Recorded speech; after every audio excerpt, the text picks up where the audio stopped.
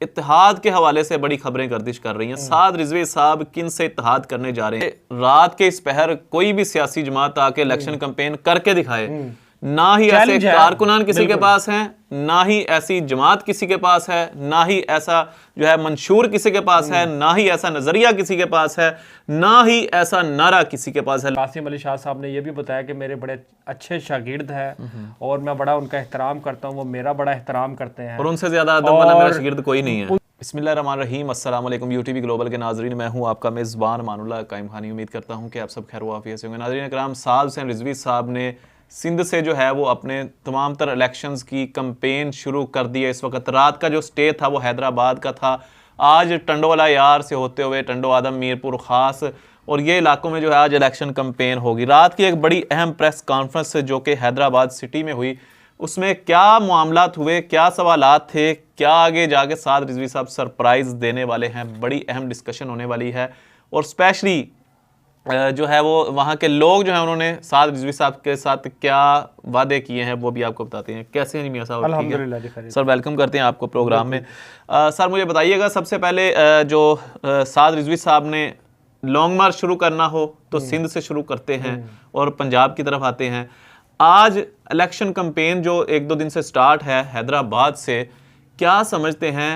बाबुल इस्लाम है सिंध, इस्लाम का दरवाज़ा है, क्या ये वजह है कि सिंध से इलेक्शन कैंपेन शुरू की जाती है और वहाँ से जाके साद रिजवी साहब हमेशा जो है वडेराना निज़ाम को ख़त्म करने की बात करते हैं? और रात को स्पेशली आपने देखा होगा साद रिजवी साहब अवाम के अंदर घुल मिल गए थे, यार कोई ख़तरा नहीं, कोई डर नहीं, कोई जान का ख़तरा नहीं। मतलब तो क्या समझते हैं इलेक्शन कैंपेन सिंध से क्यों शुरू की जाती है? बिल्कुल जी, आपका बड़ा अच्छा सवाल है मानुल्लाह कायम खानी साहब। और जहाँ एक तरफ दूसरी तमाम जमातें उन्होंने अपनी इलेक्शन कैंपेन का आगाज़ कर दिया है। अच्छा, उन्होंने किया अपने हलकों से, लेकिन साद रिजवी साहब वो वाहिद जमात के लीडर है और तहरीक लबैक पाकिस्तान को ये एजाज़ हासिल है कि चाहे लॉन्ग मार्च हो, चाहे महंगाई मार्च हो, कोई भी ऐसा मामला हो, और सबसे बढ़कर जो स्वीडन में आपने देखा कुरान जलाया गया, तो कराची में हमने देखा कि कितनी बड़ी रैली थी और आशिकाने रसूल जो है और वो सड़कों पर निकले और फिर उन्होंने भरपूर एहतजाज रिकॉर्ड करवाया। तो इस बार भी तहरीक लबैक पाकिस्तान की अमीर है, बल्कि लीडर कहूँगा क्योंकि वो पूरी जमात के लीडर है। तो इस दफ़ा उन्होंने जो इलेक्शन कैंपेन पिछली तारीख़ों में करनी थी, लाहौर में मसरूफियत की वजह से वो कल गए और हैदराबाद में उन्होंने भरपूर इलेक्शन कैंपेन की, वो भी रात के उस पहर। और ख़ुद बाकायदा ये कहा कि रात के इस पहर कोई निकल कर दिखाए, इलेक्शन कैंपेन कर कर दिखाए, अपने लोगों में निकले।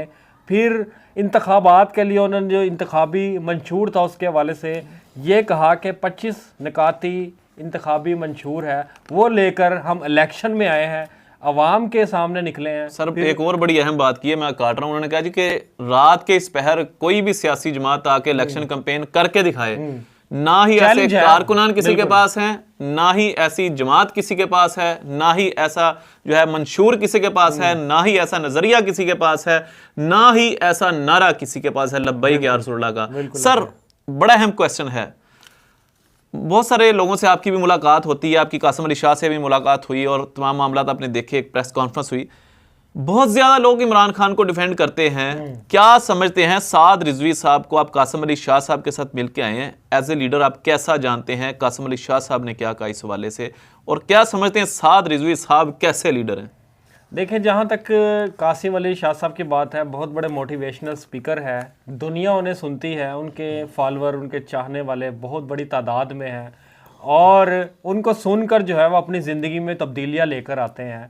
और जिस तरह के कासिम अली शाह साहब की वीडियोस आती है, वो कहते हैं कि मायूसी गुनाह है और चैलेंजेस का सामना खुद कासिम अली शाह को, वही तहरीक इंसाफ थी, वही पिछला साल था जब कासिम अली शाह साहब इमरान खान का इंटरव्यू करके आते हैं। उसके बाद उनके बैठने के स्टाइल पर एक तो ट्रोलिंग होती है, दूसरा शहबाज शरीफ से मुलाकात के बाद जो पॉइंट ऑफ व्यू देते हैं कासिम अली शाह साहब, उसके बाद तो तहरीक इंसाफ के वो लोग जो कि कासिम अली शाह साहब कहते हैं कि मेरे साथ उठना बैठना था, मुझे ऐसे मिलते थे जैसे कि रुकू का एक तरीका है, उसमें जाते हैं तो झुक कर थोड़ा सा अदब के दायरे में रहकर वो मिलते थे। उन्होंने भी मुझ पर ट्रोलिंग की।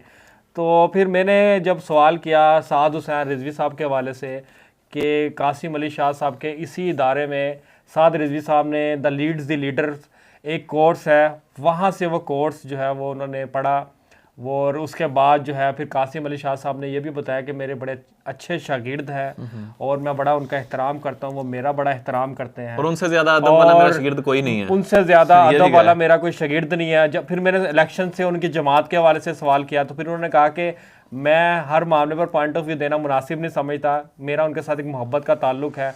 और बार हाँ उन्होंने ये कहा कि मेरी साद रिजवी साहब से मुलाकातें हो चुकी हैं। सर बिल्कुल जी, माशाल्लाह बहुत ज़बरदस्त आपने ओपिनियन दिया है। मुझे बताइएगा, गुज़िश्ता एक रात पहले जो है वो एक प्रेस कॉन्फ्रेंस हुई हैदराबाद सिटी में, और इस वक्त इत्तेहाद के हवाले से बड़ी खबरें गर्दिश कर रही हैं। साद रिजवी साहब किन से इत्तेहाद करने जा रहे हैं, साद रिजवी साहब के बकौल? देखिए, साद रिजवी साहब से अहले सुन्नत के उलमा कराम से मुलाकातें हुई और जमात के हवाले से भी उनसे एक सवाल किया गया। तो फिर उन्होंने कहा कि हमारा, वो मैं आपको लाइन सुना देता हूँ कि सुन्नी तहरीक के साथ इत्तेहाद, तमाम सुन्नियों के साथ इत्तेहाद है।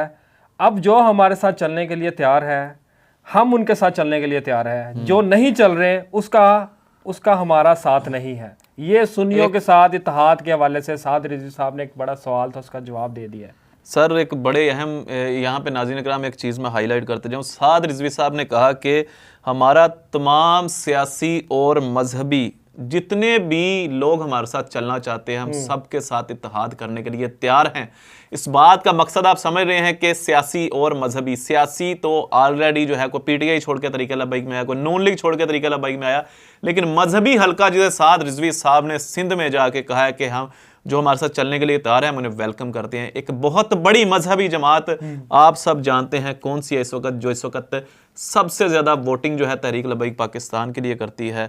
और ये ज़ाहिरी बात है, आप भी जानते हैं, मैं भी जानता हूं। तो बहरहाल ये साद रिजवी साहब ने एक बड़ा इशारा दे दिया है कि बहुत बड़ी जो मजहबी जमातें हैं, बहुत बड़ी सियासी जमातें हैं, हम उनके साथ चलने के तैयार हैं। सर एक बड़ा अहम क्वेश्चन, साद रिजवी साहब से एक सवाल किया गया कि 2018 में जो इलेक्शन हुए थे उस हवाले से लेके और आज जो 2024 में होने वाले हैं, आरटीए सिस्टम बैठ जाता है, इलेक्शंस चोरी जो है इलेक्शंस के दौरान चोरी कर लिए जाते हैं, वोटों पे डाका डाल लिया जाता है। अब क्या लाहिया अमल है तहरीक लब्बैक पाकिस्तान के पास? देखिए, तहरीक लब्बैक पाकिस्तान से जो अमीर है साद साहब से जब सवाल किया गया तो उन्होंने कहा कि 2018 का जो इलेक्शन था वो शफाफ नहीं था, आरटीए सिस्टम बैठ गया था। उसके बाद हमें वो रिजल्ट ही नहीं मिले जो हम चाह रहे थे, तवक्का कर रहे थे कि इस हल्के से हमारे उम्मीदवार की जीत यकीनी थी। लेकिन उसके बाद जब सिस्टम बैठा तो सारा रिजल्ट ही बदल दिया गया। तो इस बार साद हुसैन रिजवी साहब ने कहा कि इंतखाबात में मुझे कोई गड़बड़ लग रही है।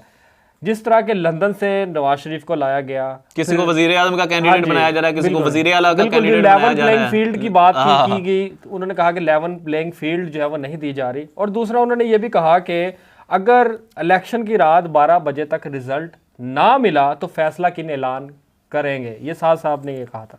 बिल्कुल जी। और इस बार साद रिजवी साहब ने जो साथ में एक बड़ी बात की है कि हम जो है पहले से मुहतात भी हो चुके हैं, पहले से ट्रेंड भी हो चुके हैं, और इस बार जो हमारे वोटों पे डाका डालेगा, हम मुकम्मल इंतजामात से जो है वो इलेक्शंस के पंडाल में उतरेंगे, इलेक्शन लड़ेंगे, और तहरीक लब्बैक पाकिस्तान एक बड़ा सरप्राइज़ देने वाली है 2024 के इलेक्शंस में। ये आपको आने वाला वक्त बताएगा।